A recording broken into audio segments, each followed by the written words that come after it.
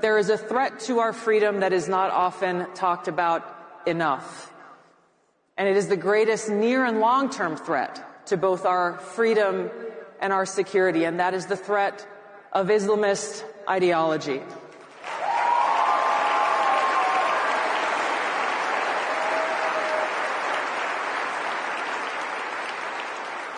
It is propagated by people who not only do not believe in freedom, their fundamental ideology is antithetical to the foundation that we find in our Constitution and Bill of Rights, which is that our Creator endowed upon us inalienable rights, the right to life, liberty, and the pursuit of happiness.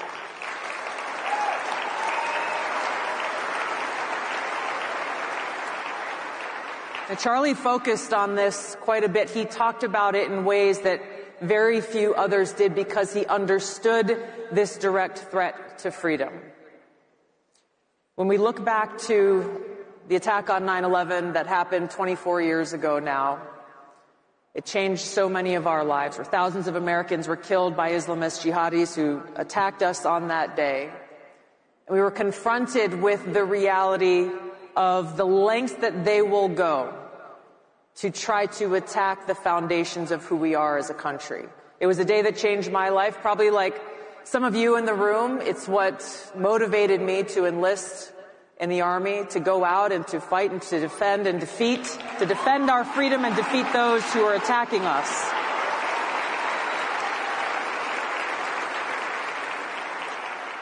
But when we talk about this Islamist ideology, yes, it is the ideology that fuels terrorist groups like Al-Qaeda and ISIS and Al-Shabaab and Hamas and Boko Haram and others. And they must be defeated militarily.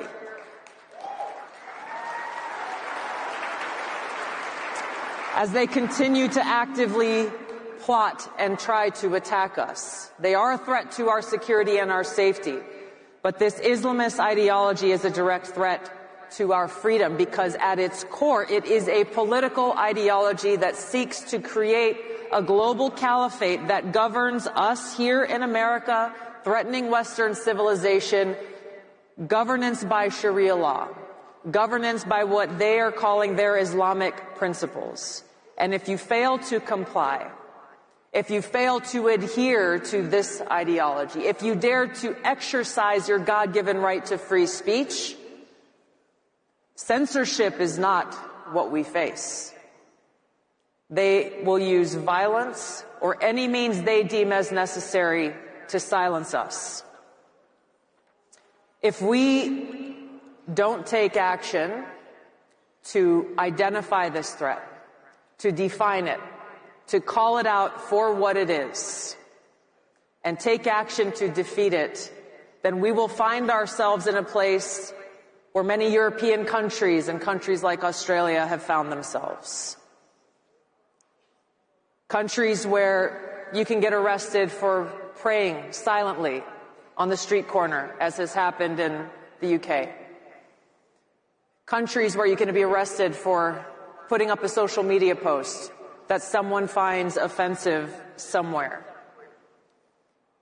The threats from this Islamist ideology come in many forms. As we approach Christmas right now in Germany, they are canceling Christmas markets because of this threat. In places like Dearborn, Michigan, and Minneapolis, Minnesota, Islamist clerics are openly pushing this Islamist ideology, trying to recruit and radicalize young people.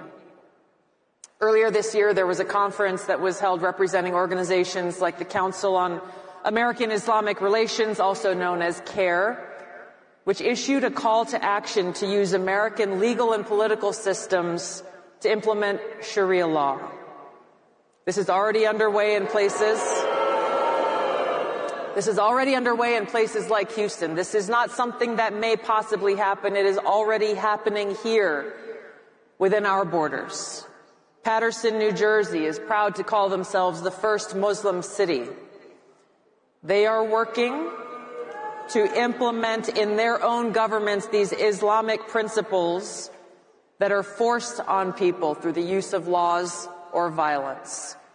The bottom line is this: when we talk about the threat of Islamism, this political ideology, there is no such thing as individual freedom or liberty. As Charlie said over and over again, it is fundamentally incompatible with our nation's foundation of freedom.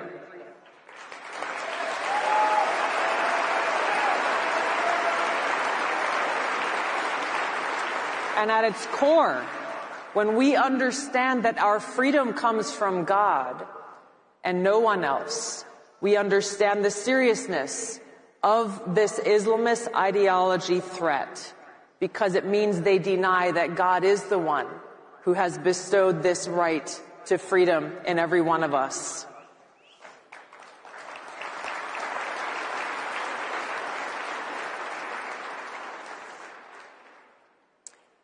So what do?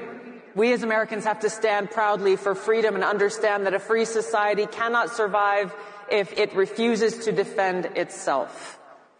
You don't preserve freedom of speech by canceling it. We preserve free speech by exercising it, by using more of it, encouraging more speech.